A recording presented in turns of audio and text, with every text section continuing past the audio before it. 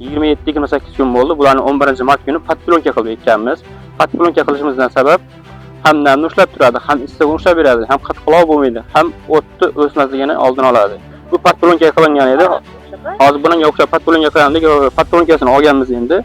Podpilоnkamizni olganimiz munosabati biz buni chopishimiz kerak, kumlashimiz kerak. Kartoshkani kumlamasak, ertaga kartoshkamiz ko'karib, saliniy moddasi ortib ketganidan kartoshka achchiq bo'lib qoladi. Bozor bo'lib bo'lmaydi, tovar bo'lib bo'lmaydi. O'shaning uchun biz salafanni olganimizda hozir chopib qilib, kumlash jarayoniga kelgan kartoshkamiz. Hozir bu ko'rib turgan kartoshkalarimiz Xitoydan keltirilgan 3 ta navimiz bor bu yerda. ZT7, Ganing 9, Z degan yangi navlar olib kelganmiz Xitoydan. Shu yerda 3 xil nav bor. Biz ham hozir shu afzalligini, farqini o'rganish maqsadida Xitoydan mana 3 ta navni olib kelganmiz. O'tgan yil ham bu tajribani qo'yib ko'rdik. O'tgan yil ham tajribamiz yaxshi bo'ldi. ZT7miz gektardan hisoblanganda 41 tonnagacha hosil berdi. Ganing 9imiz 37 tonnagacha hosil berdi. Z'imiz 29 tonnagacha hosil berdi. Rejamizdan sal yuqoriroq hosil berdi. O'zimizni mahallalarda keladigan bo'lsak, hozir o'zimizni mahalliy navlar 23-28 tonnagacha beryapti. Gektardan hisoblaganimizda. Nav o'zini xususiyatini yo'qotmasdan 3 yildan 5 yilgacha bir xil hosildorlikda beradigan bo'lsa, bu nav bo'ladi. Buni keyin biz O'zbekiston nav sinash markaziga berib, buni O'zbekiston davlat reyestriga kirsak, u keyin bizga O'zbekistonga yangi 3 ta nav keltirgan bo'lamiz. Hozir tadqiqotlardan kelib xulosalarni so'raydigan bo'lsangiz, bu xudo xolasa o'tgan yil ham, bu yil ham mana ko'karish ham, unumchanligi ham 97-98% bo'ldi unumchanligi. Xato miqdori kam, kasalliklarga chidamli, sifat bor, bozor bor. Tuprog'imizni oldin yaxshilab, humuslarga, chirigan organik go'nglarga boyitishimiz kerak. Nimaga desangiz, kartoshka yumshoq, qumoq joylarda yaxshi bo'ladi. Agar yerimiz qattiq bo'ladigan bo'lsa, kartoshkamizni sifati yaxshi bo'lmaydi, bozor bo'lmaydi, qiyshiq, qing'ir bo'lib qolishi mumkin. O'shaning uchun oldin yerni yaxshilab, organik go'nglar bilan, ammofoslar bilan, azotlar bilan berishimiz kerak. Chunki yerimiz osh bo'ladigan bo'lsa, ozuqaga boy bo'lmasa, kartoshkamizni hosildorligi, sifati, bozorligi yaxshi bo'lmaydi. O'shaning uchun biz oldin yerni yaxshilab boyitishimiz kerak. Nimaga? Oldindan eskilarimiz ham aytgan, yerni boqsang, yer seni boqadi degan.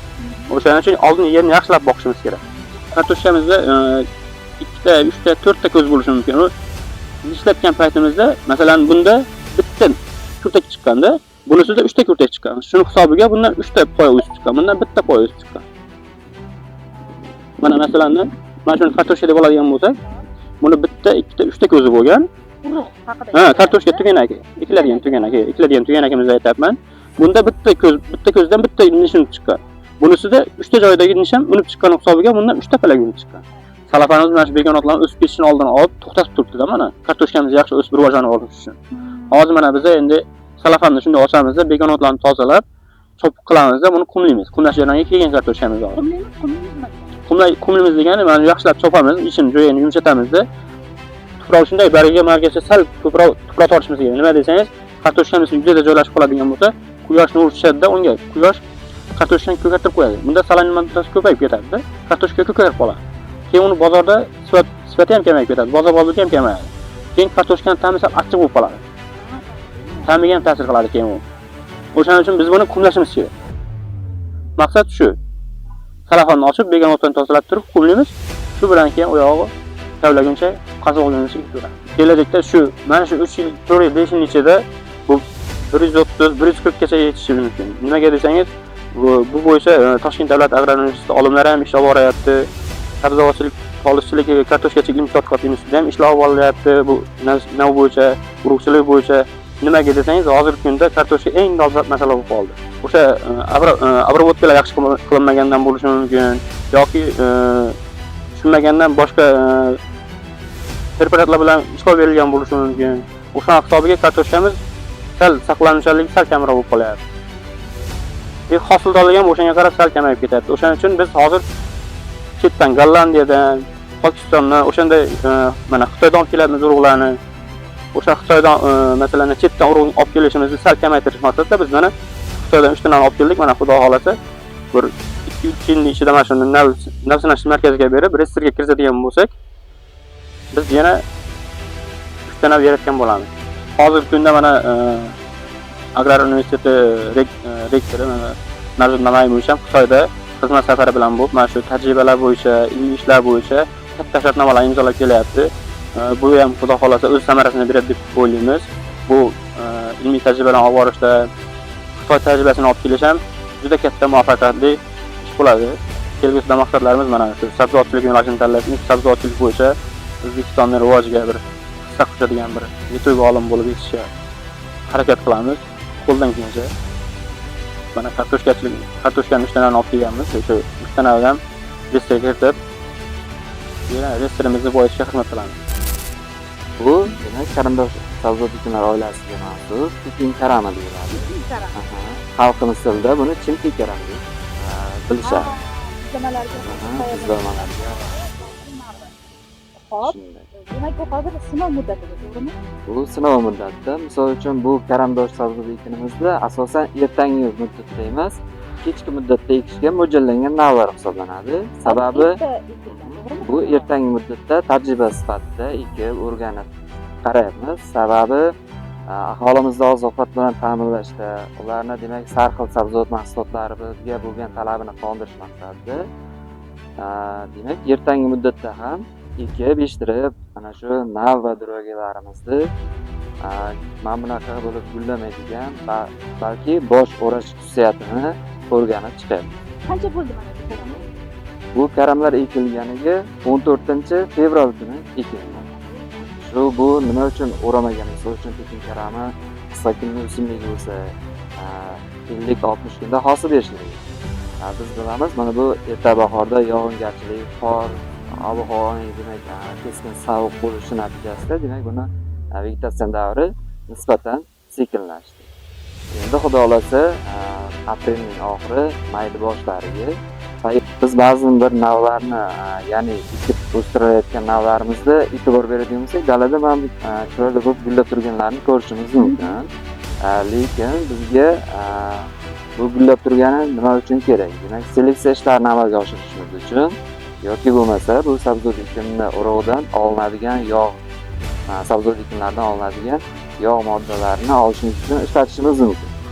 Bizning maqsadimiz demak ertangi muddatda ham demak karam bosh sabzavot ekinidan bo'lgan Pekin karamini boshlarini shakllanish darajasi, ya'ni gullab ketishga moyil bo'lmagan navlarni tanlab olish uchun ekilgan. Demak, moyil bo'lmagan, gullab ketgani demak, biz bilamiz, Pekin karamini gulini iste'mol qilmaymiz. Buni demak oziqa moddalariga boy bo'lgan barglar to'plami, ya'ni karam boshini iste'mol qilamiz. Endi e'tibor qilib qaraydigan bo'lsak, fermer xo'jaliklarimiz yoki dehqon xo'jaliklarimiz ko'p navlarni olib kelingan respublikamizda shularni demak kechki muddatda ekib yetishtirishni bilishadi. Lekin ertangi muddatlarda ekib yetishtirish uchun qaysi navlarni ekishimiz kerak yoki qaysi droge navlarni ekishimiz kerak, yetishtirishimiz kerak, bu haqida ma'lumotga ega emas yoki ega bo'lsa ham demak bu ommalashmaydi. O'sha ertangi muddatda ekishimiz uchun mos bo'lgan navlarni bizlar fermer xo'jaliklarga, aholi tomorqa xo'jaliklarida ishlaydigan insonlarga demak o'sha navlarni qaysi birini eksak ertangi muddatda bosh olishi, o'rab hosil olishimiz mumkin. Qaysi navlarni ekkanimizda foydasi yo'q. Ularni ekkandan daromad olinmaydi. Shu maqsadda demak bu tajribalarni amalga oshiryapmiz. Bu hozir birinchi marta ekilishimi aynan? Bu aynan birinchi marta ekilishi, ya'ni birinchi marta ekib shu respublikamizda, ya'ni Toshkentimizda markaz mintaqa sharoitida ilitilgan yerlarda o'stirib ko'rib, tajriba qilib ko'ryapmiz. Bular bir vaqtda ekilgan. Nega unda 2 xil? Bu to'g'ri savol berdingiz. Demak, bunda demak plyonka bilan himoyalangan, ya'ni do'ga shaklida himoyalanganligi uchun demak o'sha shakli, rivojlanish fazalari bir-biridan farqli. Bu esa demak himoyalanmagan, ya'ni do'ga shaklida qilinmaganligi uchun. Qaysi biri yaxshi? Demak, buni hozir ko'radigan bo'lsak, vegetativ massasiga ko'ra demak bu nisbatan avj olgan, ya'ni rivojlanishi tezroq bo'lgan. Bu yerda endi rivojlanish sekinlashyapti. Ehtimoli demak bularda gullash xususiyati yuqoriroq bo'ladi. Chunki shunday bir xususiyat bor. Sabzini olamiz, to'g'rimi? Sabzini ham olganimizda yetishtiradigan fermer xo'jaliklar bilishadi. Unib chiqqan vaqtda, ya'ni tagida mayda sabzichasi hosil bo'lganda sovuq qurib ketishi yoki stressga tushish natijasida gul shodalari, ya'ni gul sterilga chiqarib yuboradi.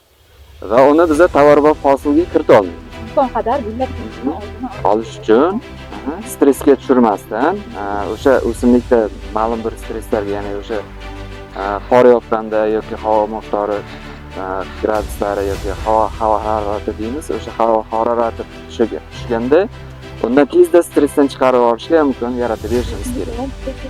O'simliklar ham har bir tirik jon endi stressga tushadi. Shuning uchun ularga, o'simliklarga kerak bo'ladigan mikroiqlim sharoitlari, oziqa moddalari yetarli agrotexnik tadbirlar bilan tartibga solib turiladi. Stressga tushayotganligini bilib olishimiz mumkin. Eng avvalo, demak, uni rangidan yoki bo'lmasa holatidan, o'simlikning barglari demak turli xil shikastlanish darajalari bo'layotganligidan, normada rivojlanmayotganligi, buni demak o'sha biz aytgan muddatda hosillarni bermaslik. Misol uchun biz aytyapmiz, buni 55-60 kunda hosil beradi deymiz. Lekin mana biz ko'rib turibmiz, lekin 55-60 kunda nima qilmayapti, hosil bermayapti. O'shaning uchun demak bu o'sha hosil berish uchun yetarli agrotexnik tadbirlarni ishlab chiqishimiz va o'simlikni biz kutgan darajada o'sha 55-60 kun, mayli 70 kunda aholimizni tayyor sarxil sabzavot mahsulotlari bilan ta'minlab berishimiz kerak bo'ladi.